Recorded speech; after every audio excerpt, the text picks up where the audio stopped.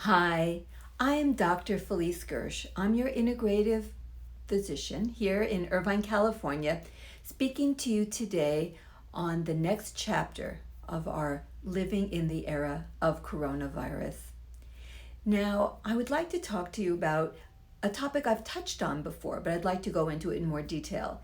It's the subject of the elderly and how they've been so severely impacted by this pandemic. But before I get started, I want to just tell any of you who've not been to my Instagram Live before who I am. I am, as I mentioned, I'm Dr. Felice Gersh. I'm in my office. I have a brick and mortar practice in Irvine, California, where I see patients every day, helping them to optimize the quality of their lives, their health, and their relationships. So I have an integrative approach. That just means I have an expanded toolbox. I look at the total person, their environment. I look at stressors, the nutritional state, fitness, environmental toxicants, and I utilize all the tools that have evidence-based medicine to support them. And that can include mind-body medicine, body work, as well as herbals, nutrition, lifestyle medicine, and sometimes pharmaceuticals and sometimes procedures. So let's talk about the elderly. Not one of us has a relative who isn't in that high risk group, who has not a single elderly relative or neighbor or loved one that they care about and want to protect.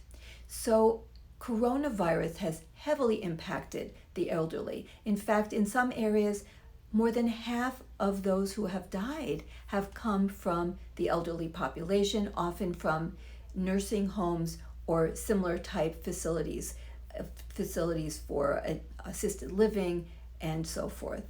So what is this? Why are elderly so heavily impacted? Well, it seems that the coronavirus really is just devastating to this population because of the immune systems that elderly possess. They have an issue called immunosenescence. That's aging of the immune system. Now, why does the immune system age? Well, of course, everything ages, but some at a more accelerated rate and some with more dire consequences. So, the immune system is amazing in humans. It has this, what I call the sentries, the first responders. All of our interfaces between the outside world and our inner body are lined by the innate immune cells, particularly mast cells and their next door neighbors, the neutrophils. And when an invading pathogen like a virus gets into the body, let's talk about the coronavirus. It gets into the nasopharynx or into the mouth. Well, there are plenty of immune cells in those areas. And what happens is they go into high alert. That is phase 1 of the immune response. So what happens is they identify that there is an invader and they start ringing the alarm bells. So they call in the troops. They put out signals called chemokines. And these chemokines call in the immune cells from surrounding areas, the macrophages, the monocytes that become activated, the neutrophils come in greater numbers, and then they go to work. They start trying to deactivate the invader, in this case, the coronavirus. They deactivate it so that it can't do anything more. And this is getting into phase 2 of the immune system, the immune system response. So phase 1 is calling in the troops after you recognize the invader has arrived, ringing the alarm bells, getting a call to action out.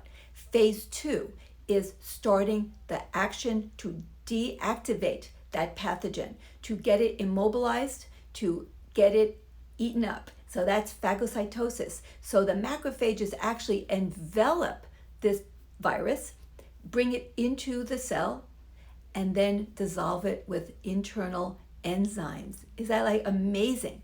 That's what the immune system can do. This is what's happening in people who have no symptoms. They're doing all of this with great success. Okay, then comes in the phase 3, which is the healing phase, the calming down this inflammatory response and then fixing the damage, because there's always some collateral damage because the enzymes are getting out, they're destroying the cells that are in the surrounding neighborhood, or the what we call the extracellular matrix, the connective components between cells. And also the virus itself may have caused some direct damage. So when all things are in wonderful condition, you have this amazing robust immune response, and the virus is deactivated, it's eliminated, all healing takes place, and the person doesn't even know the invader was on the scene. That's total asymptomatic infection being taken care of by the immune system. Well, unfortunately, the elderly do not have such a robust immune system, and all these responses are muted. So we have a situation where the innate immune cells that pull out their alarms and sound the alarm, call in the troops, that doesn't happen properly. Now, why would that not happen? Well, it turns out, a lot of it has to do with estrogen. Elderly people have less estrogen, males and females. Of course, we know females have far less estrogen, but so too do males, because the estrogen that males have is produced locally on the scene. There's many cells and many tissues in the body that can produce estrogen, and then estrogen mobilizes those immune system responses. In addition, often there are nutritional deficiencies in elderly, which impair the functionality of immune systems. So we need to make sure that elderly people get adequate nutrition, all the vitamins and the antioxidants they need to have robust functioning immune cells.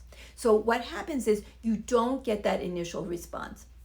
The initial response can also include sometimes a few symptoms that develop.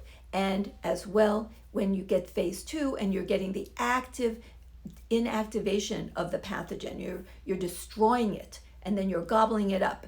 Okay, all of that can create symptoms like fevers. Okay, you could get some irritation or sore throat or some kind of nasal, secretions like a runny nose. All of those things can happen, but they tend to happen less in the elderly too. They don't get all of these responses. So this is really important. Many elderly are not being diagnosed with coronavirus infections because they are not getting the symptoms that everyone is told to look for, like, a fever or sore throat, those kinds of symptoms that tell people they're sick. Often none of those symptoms occur in the elderly. They don't even realize they're infected with the coronavirus because their immune system doesn't create the alarm system to even alert their body that they are sick. So how does it manifest? Sometimes it manifests because they fall down. They have fatigue or balance problems, or they stop eating. They just don't feel well. They may have confusion. They may start having lethargy.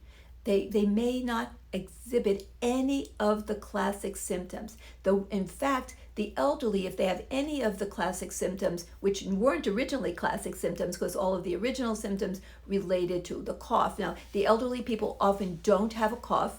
They don't have a fever. They don't have runny nose. They don't have any of those kinds of sore throat. They don't have any of those symptoms.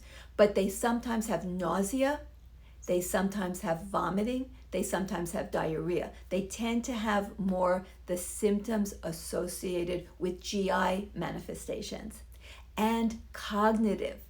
Because what happens is because their first responders aren't working so well, they're not controlling the infection on site in the nasopharynx or in the mouth. The virus is getting into the bloodstream. They're developing viremia. It's spreading through their bodies, including into their brain. So they're getting more the neurological manifestations. Plus, because this virus is infecting them, it takes a toll, but they don't recognize what's happening. But that's where they have fatigue and lethargy. So they may have more balance problems, fatigue, just loss of energy, loss of socializing, like they become more reclusive. They just don't feel right, but they don't know what's wrong. They can't even really detail what's going on with them. They just don't feel right. It's not really clear what's happening. And no one is thinking you have coronavirus because they lack all the classical symptoms, like I mentioned, the fever, the cough, sore throat, not there. So we need to think, Sometimes what happens is the elderly fall and they break a hip and they end up going to the hospital. And still no one is thinking, but maybe somewhere along the line, someone thinks, maybe this person has coronavirus, and they test, and indeed they do. They have viremia. So they have a severe case of coronavirus infection that may be involving their brain, their heart. They may be going into heart failure. They may get a blood clot, a stroke, and sometimes the diagnosis isn't even made. So there's no question in my mind that probably many elderly people who have died and have been labeled a death from some other cause, that they did have coronavirus. So I know there's been some controversy. People say, well, they're not dying from coronavirus, they're dying with coronavirus. But when it comes to elderly, I think they're dying from coronavirus, because the coronavirus is what caused the manifestations of the symptoms that led to them falling or not eating. Those are the types of things that we're talking about. Or the heart attack, that it was really coronavirus initiated. So those are really important things. So if you have an elderly relative, be on guard for symptoms that have nothing to do with the classical presentation of coronavirus. Now, what about keeping them healthy? I mentioned the diet. Please encourage your elderly relatives to eat vegetables, not just eat toast or English muffins or cookies, which they tend to love the most. Try to find ways that they can enjoy eating vegetables, eating fruit. If they won't eat vegetables, then go with the fruit, because they often really enjoy sweet things. Or if you have to have vegetables and they won't eat them, put cinnamon on them, maybe even sprinkle some honey or this is like real high quality, or some real high quality organic maple syrup on top of yams or root vegetables. Find a way to get them to eat their vegetables and fruit, because these are so important. And for supplements, I recommend basically the same that I recommended to you adults. Okay, so what would that involve? Zinc, vitamin C. I usually like the buffered form so it doesn't create an acid environment in the stomach. The N-acetylcysteine, NAC, and vitamin D. And then on top of that, there are some herbals that are sometimes very helpful: ginger, astragalus, astragalus. So there's a few, some of the reishi mushrooms and so forth. So these can be also very helpful. Drinking green tea. A lot of green tea is wonderful. Hydration, so important. The other thing that's happening with a lot of elderly who are living in assisted living and that type of facility is they're keeping them isolated. They're feeding them in their rooms. They're not letting them gather and having the social life in the dining hall. But as bad as it is to lose the socialization, which is terrible for elderly people, they're also losing fitness, because one of the things that they did was walk back and forth from their room to the dining room, or they're walking to see the movie together or the lecture, some other activity. Instead, they're staying in their room and they're getting less fit. So when elderly people lose muscle mass, they lose bone mass, they can't get it back. So we need to talk to the facility, if you have a relative in such a facility, that they make sure that they get the fitness that they need, whether it's taking turns to go to the dining room or eating in small groups at separate tables that are distanced. They walk up and down the hall in like scheduled times. They need to get out of their room. They need to stay fit. They need to walk or go outside. It's summer. Come on. You need to make sure that none of these facilities, in an effort to prevent coronavirus from coming into their facilities, they don't actually cause deterioration of the health of your loved one, because they're not letting them stay physically active. And then there's the emotional component. So work with the centers. A lot of them are letting some sort of visitation occur now. Elderly people need to be with other people. That's why I suggested that they form their own little families in the facility, so that they're allowed to be with a certain number of people, to eat with, to enjoy the company with, just like you're allowed to stay in your own family units, and then mask people up, let them have some socialization. You will kill them by isolating them. So we have to do everything guardedly, thinking through the consequences, the unintended consequences, as well as the obvious consequences. So elderly people tend to manifest differently. They often don't have any of the classical signs. They will often manifest by falling down because their balance is lost. They have disorientation, they have lethargy, fatigue, sometimes mood disorders. They just don't feel right. And GI symptoms are the more common of the typical symptoms. Then would be the pulmonary. They don't get fevers, they tend not to get the coughs because their immune system is not able to actually activate enough to create those symptoms in response to the virus. Give them adequate nutrition, sunlight, make sure they get out in the sun, and make sure they take those few targeted supplements. You can open them up, they can come in powdered forms and drops and so on. So if they're not good at swallowing pills. So coronavirus is killing by far more seniors, people 60, 65 and up, and then of course by far people 80 and up are the victims of coronavirus. So we must protect them, but also give them quality of life.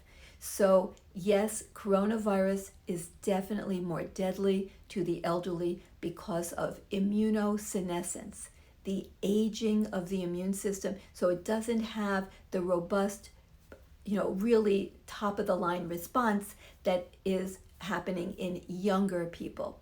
But we can help them to have the best functioning immune system possible by keeping them fit and well nourished and emotionally stable and happy.